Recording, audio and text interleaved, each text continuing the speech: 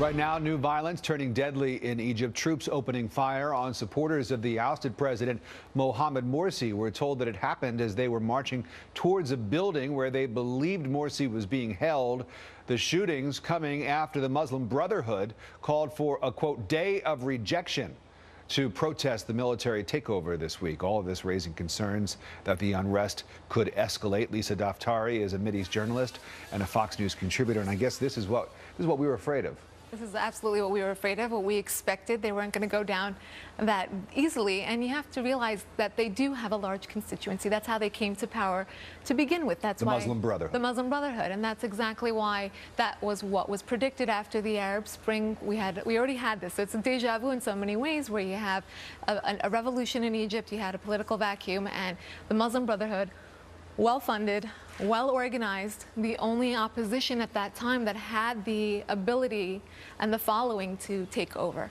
I thought this was interesting. Yesterday, there were reports circulating that arrest warrants had been issued for some of the top leaders within the Muslim Brotherhood. And then last night, late last night, an army or military spokesperson went on to Facebook and said, no, we're not doing that. We are not planning to arrest anybody without cause. And you have to understand the military's job here is just so sensitive, and the way that they approach the crackdown against the Muslim Brotherhood is going to be entirely sensitive. It's going to really pave the path for years to come, because on the one hand, if they go too soft, Egypt will be in perpetual revolutionary mode. They'll come out onto the streets. They'll do what they'll do. They'll continue doing what they're doing because they'll get away with it. And if they go too hard on them, it's going to be, you know, a greater vengeance, and they're going to come out with greater violence. But we've talked to analysts who have said that you've got to bring the Muslim Brotherhood into the fold somehow.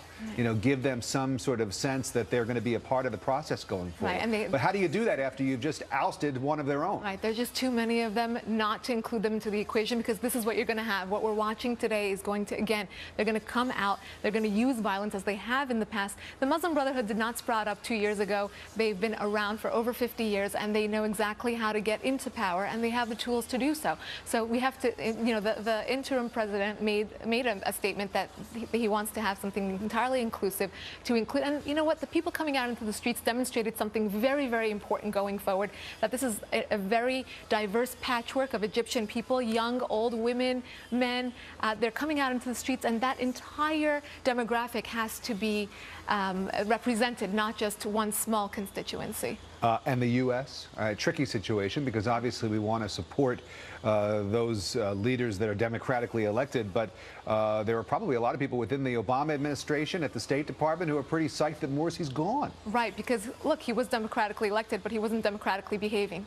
So we have to make that distinction here. And really the most important thing going forward is for Egypt to find a leader and to find the support system, whether it comes from the U.S. and its allies, but mostly from within, to really resurrect its economy. Revolutions don't happen because people are having these lofty dreams about democracy. They happen because people are hungry, they need jobs. And the economy in Egypt, if the Muslim Brotherhood or Morsi had been able to fix the economy to a certain degree, I think we would have seen less of this movement to come out and onto the streets. So it's about the economy, it's about hunger, and that's really what's going to be most important. So moving forward, looking for a leader. They've got an interim president who's in place until they're able to call elections. But you know the leaders there, you know the players in Egypt. Is there somebody that might be acceptable to everybody that could come in and especially be acceptable to the U.S.? Right, and that's the challenge going forward. But one of the things that I've always suggested in going forward, instead of just writing the checks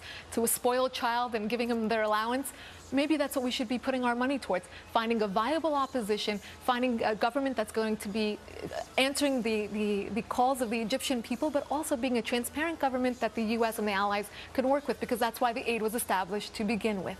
Great analysis, as always, from Lisa Daftari, who's a Mideast journalist and a Fox News Channel contributor. Lisa, good to see you. Good to Thanks see you. so much. Arthel.